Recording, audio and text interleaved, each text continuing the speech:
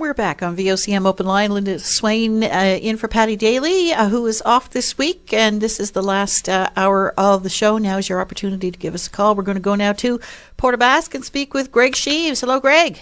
Good morning, Linda. Greg Sheaves in Port aux Basques. How are you doing? I'm doing pretty good. I just want to call in this morning there regarding those windmill projects and things again. I think a lot of people don't really see how crooked and misleading our governments are being on these projects. Like right now this morning they announced a memorandum of understanding, an offer to sell hydrogen and ammonia to Germany. But like, how do you go ahead and do these projects and offers when they're telling you on the other side that they're still doing environmental assessments? You know, and then the federal government last week announced, I think it was 120 or 125 or $30 million to give to the project to get it up and running faster. So, you know, that's sort of putting the cart before the horse.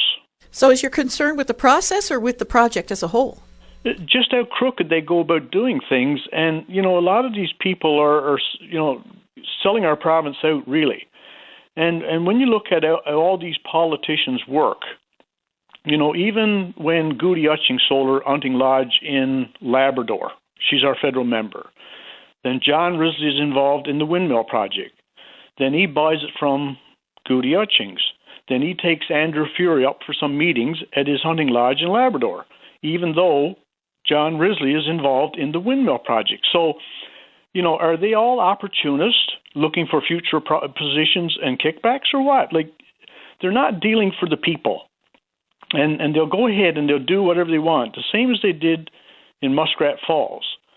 They turned around and there was contractors in putting in roads and clearing land a year or two prior to even coming out with a questionnaire that is sent out to the people asking their opinions, questions, and comments. Like, they get something in their head and they're going to do it anyway, you know. And you got this site there where people can go and put on like comments and concerns about these windmill projects, because a lot of Newfoundlanders think that a lot of this power is going to be generated for us, but it's not. And, you know, so if you go on to protectnl.com, you know, the deadline is March the 20th, and make any comments, or if you have questions, you can find it there. And like, let's let a government know how the people really feel, because they just don't listen. And, you know, there's so much stuff that goes on and it's not even fair.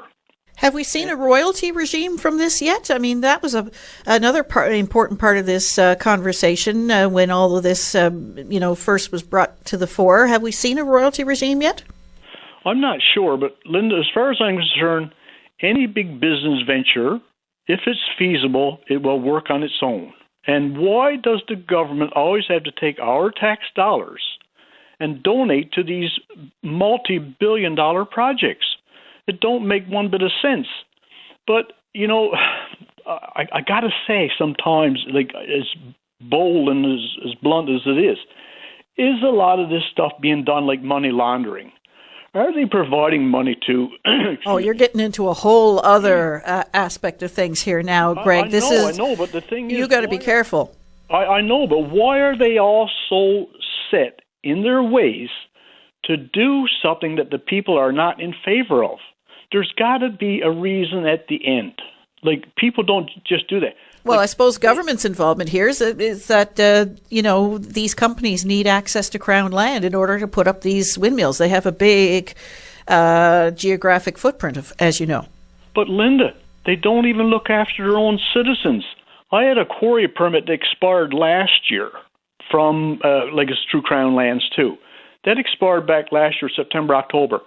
I'm still waiting 4 or 5 months later for a road zoning permit to be approved so I can get my permit back that I owned for 40 years. They don't even look after their own people. They go out looking for free trade. We don't even have free trade in our own country. I deal in scrap metal. I can't even take a dump truck or a tractor trailer load of scrap and go to Halifax and sell it. I have to pay a fuel surcharge for every kilometer I drive in Nova Scotia, and I have to buy a permit every trip I make. That's not free trade. I'm a Canadian. I bought my fuel in Newfoundland. I paid all the taxes. I got my road permits in Newfoundland. I got my license plates, and our tax dollars funds the Trans-Canada Highway. But no, they don't look after their own, but they'll kiss ass with foreign countries and lead them around with a gold chain.